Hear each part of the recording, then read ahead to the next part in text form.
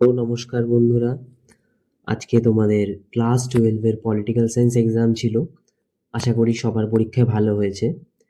তো তোমাদের সবার কাছেই প্রশ্নপত্র রয়েছে, তো নতুন করে প্রশ্নপত্র দেখাবো না, কিন্তু তোমাদের যেটা দেখাবো সেটা হলো দুদিন আগে আমি দুটো মডেল কোশ্চেন পেপার তোমাদের সাজেস্ট করেছিলাম।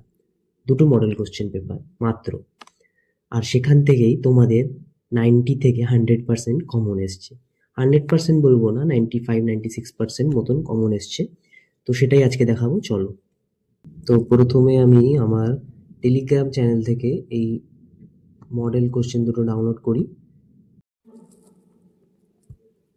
তো মডেল প্রশ্নের একেবারে 6 নম্বর প্রশ্ন থেকে শুরু করি। দেখো, 11 নম্বর প্রশ্ন, ভারতের সুপ্রিম কোর্টের গঠন কার্যাবলী, এটা এসছে তোমাদের। 10 নম্বর প্রশ্ন দিয়েছিলাম বিশ্বায়ন বলতে কি বোঝো, তো বিশ্বায়নের সংজ্ঞা এসছে। বিশ্বায়ন কিভাবে বিশ্বকে অর্থনৈতিক, রাজনৈতিক ও সাংস্কৃতিক ক্ষেত্রে প্রভাবিত করেছে, এই প্রশ্নটা তোমাদের একটু ঘুরিয়ে এসছে। 10 নম্বরেই এসছে, দেখে নাও। তো 9 নম্বরে আমি দিয়েছিলাম বাস্তববাদের সম্পর্কে তত্ত্ব হিসেবে আদর্শবাদ এবং বাস্তববাদের তুলনামূলক পর্যালোচনা, কিন্তু শুধু বাস্তববাদ এসছে। ঠিক আছে। তো 8 নম্বর থেকে সংবিধানের 368 ধারা অনুসারে কিভাবে ভারতের সংবিধান সংশোধন করা যায়, এটা সরাসরি দিয়েছে। 7 নম্বরে নর্মদা বাঁচাও আন্দোলন দিয়েছে। অবভিয়াসলি বলেছিলাম তোমাদের নর্মদা বাঁচাও আন্দোলনটা পড়ে যেতে, খুবই সোজা ছিল। আর 6 নম্বরে ইউরোপিয়ান ইউনিয়নের উদ্দেশ্য, এটাও এসছে, সরাসরি এসছে। 5 নম্বরে স্থানীয় স্বায়ত্তশাসন ব্যবস্থা বলতে কি বোঝো দিয়েছি, প্রশ্নটা একটু ঘুরিয়ে এসছে কিন্তু বিষয়টা ছিল একই।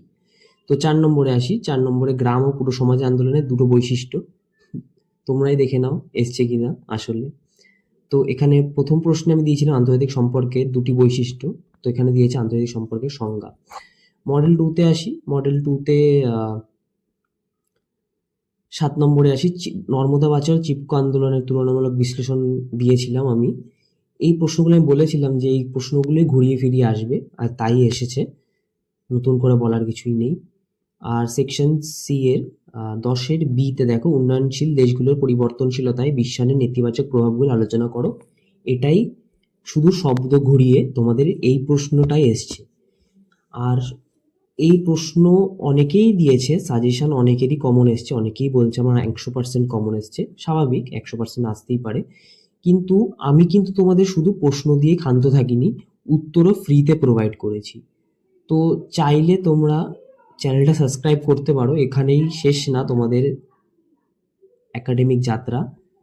তো তোমরা যারা পরবর্তীকালে বিএ অনার্স করতে চাও পলিটিক্যাল সায়েন্স নিয়ে, বা যারা 11-এ পড়ো, 12-এ উঠবে, যদি পারো তো চ্যানেলটা সাবস্ক্রাইব করে নিও, আর টেলিগ্রাম চ্যানেলটা জয়েন করে নিও।